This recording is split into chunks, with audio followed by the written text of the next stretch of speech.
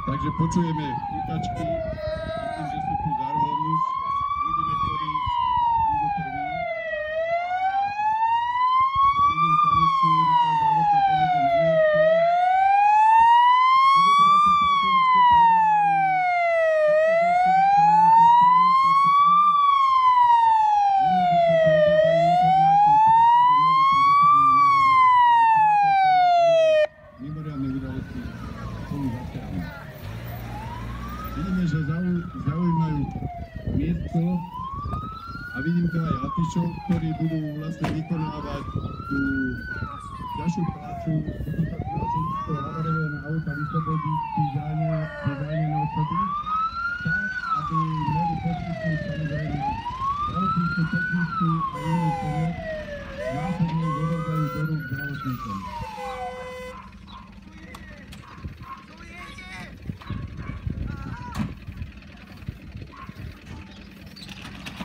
Úlohou zásahových jednotiek na mieste nehody vidíte veliteľa zásahu Červenej kríže, ktorý preverí informácie, zhodnotí situáciu, vydá príkazy.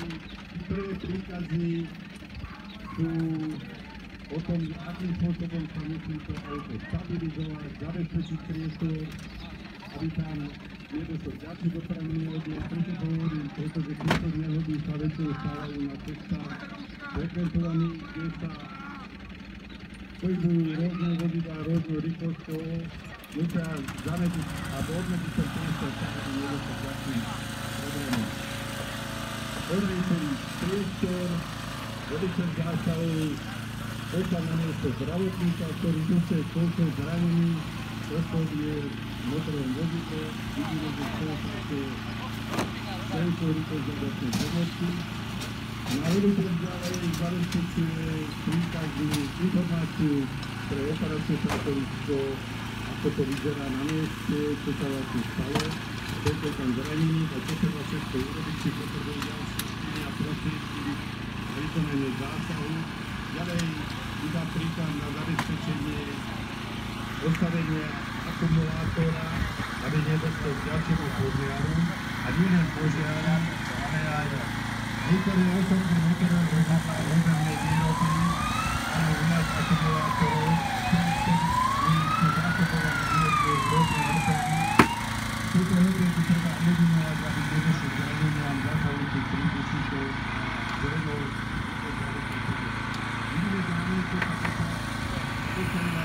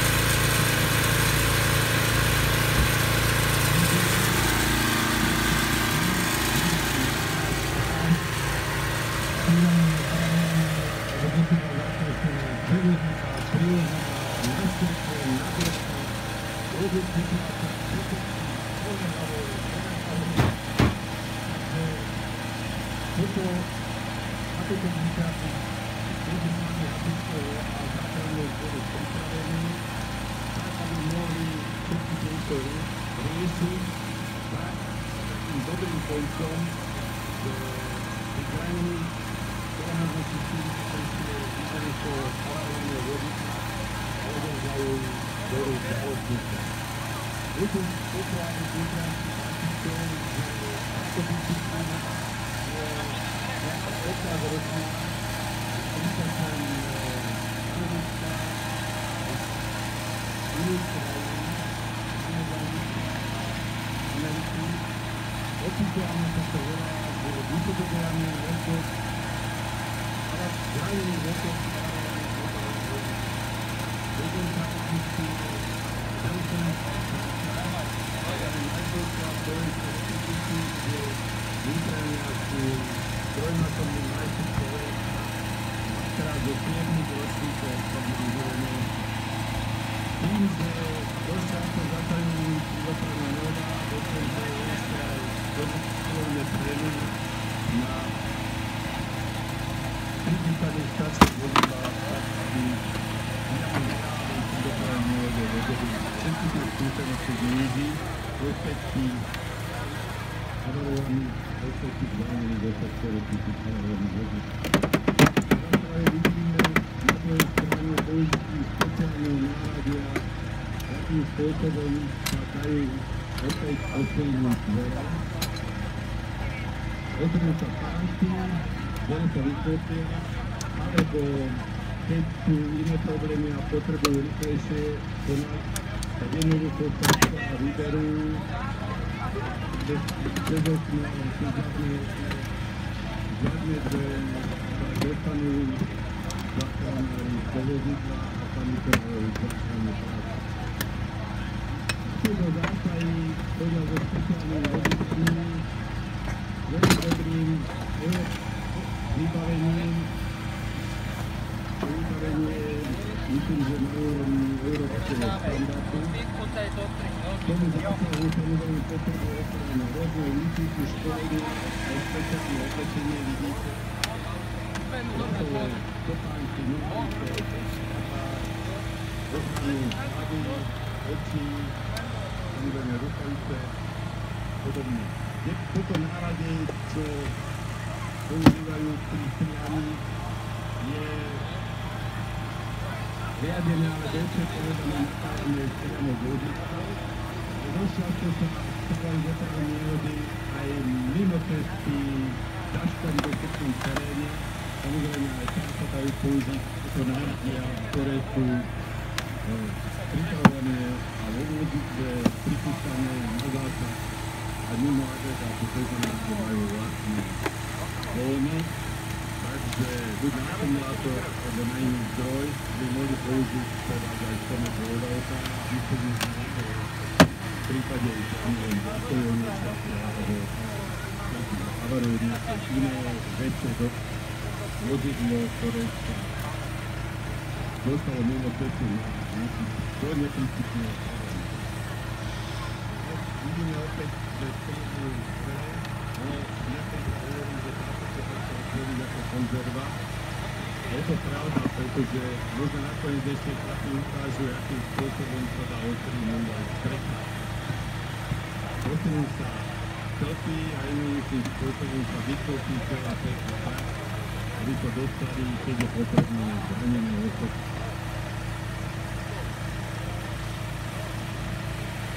Zranené osoby samozrejme, ktoré odovzdajú do zdravotníkom, ktoré urobia prvé ošetrenia, panické a informujú operátske pracovisko tak, aby keď potrebujú pomoc mohli privolať ďalší alebo zabezpečiť nejaké iné veci, ktoré sú potrebné pri dovoze do nemocnice. Vidíte, že hasiči teraz sa zaoberajú dverami, ale zároveň riešia situáciu tak, aby nedošlo zraneniam ďalších okov, zakrývajú ostré rany, vytryli dvere. Niektoré staršie vozidlá, ktoré sa používali pri výstriku boli tak úževnaté, že boli problémy odstrániť niektoré časti vozidla. Samozrejme, týmto moderné vozidlá majú moderné novorecí metódy, že asi si musia vedieť, a rozpovedali striehu takým spôsobom, aby sa donútila, pretože niektoré tie väčšie vozidlá sú veľmi moderné, ťažko sa pri tom náhodá. Keby nemali tú špeciálnu techniku, ktorým si pomáhajú v tejto robote, by to bolo oveľa zložitejšie.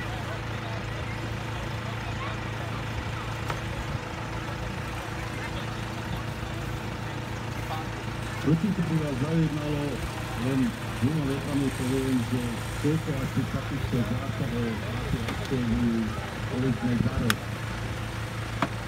No, koľkám na zhruba absolvovali za rok okrese Nitra, tam viem zhruba tie informácie presnejšie, okolo 1200 až 1500 zásahov. Keď si to prepočítate na deň, tak vychádza to fantastické čísla. Teraz si predstavte, že 70 a 65% alebo 70% tých zásahov sú dopravné, ktorí ako si pomáhajú.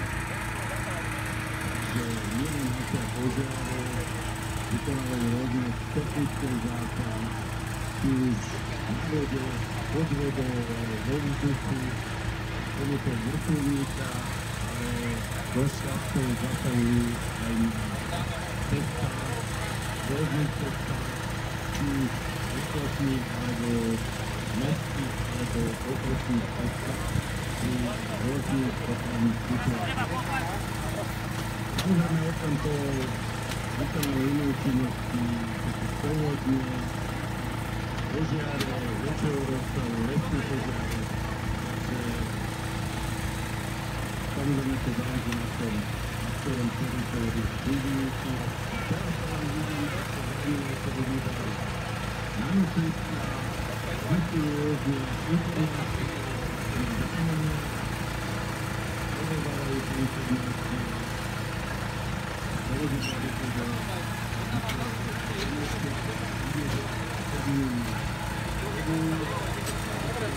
ideme odpojiť ešte baterku, ideme.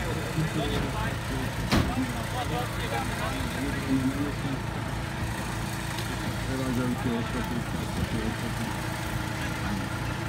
Spomínať s rodiny, takými vytváčami, zaklívajú sa, alebo tí ľudia pri dopravní nehode prechádzajú rôznym stresom, rôznym zima, rôznym za teplo, poháčka, zakajú pôsobených miast. Naša lakovody, keď sa takto pozeráme, kto to prežije, túto dopravnú nehodu, môže sa žiť do tej situácie, akým spôsobom, čo musia tí príslušníci, alebo aj zdravotníci, aj policajti, to zažijú všetko pri týchto dopravných nehodách. Keď sú havarované autobusy, alebo iné dopravné prostriedky, a je tam aj zranený, tak tá práca je vždy veľmi, veľmi zložitá, ale zákraj služby sú na to, príslušníci zákraj služieb sú na to pripravení, sú na to zvyčajní. Dosť často zákrajujú pri týchto mimoriadnych udalostiach, takých skúsenosti už majú. Ja si myslím, že to vidíme, že to hľadajú toho. Teraz vidíme, že otvorili rozpočty podnikať hospodárstvo, vykonávajú kontrolu. Samozrejme príkladu na ten náleže dochádza často aj vytýkajú rôznych prevádzkových západín, kde sa benzín, nafta, rôzne oleje, že proti tým sa dá určite majú rôzne prípravky, ktoré podpadajú pod auto, či sú to nádoby alebo rôzne staré materiály, ktorými vlastne zamedzujú vynikujúci z reklamných látok najväčší cesty. Zatiaľ sa stáva, že pri dopravení a v rôznych kamionov sa musia vyčerpať kolónne hmoty do pripravených nádobkách, či nedošlo k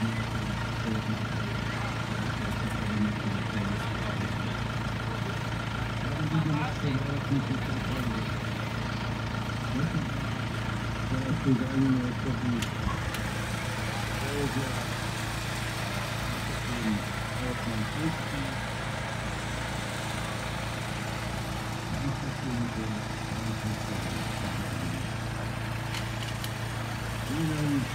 príslušníka polície, ktorý je dokumenty, ktorý na úrovni fotodokumentáciu,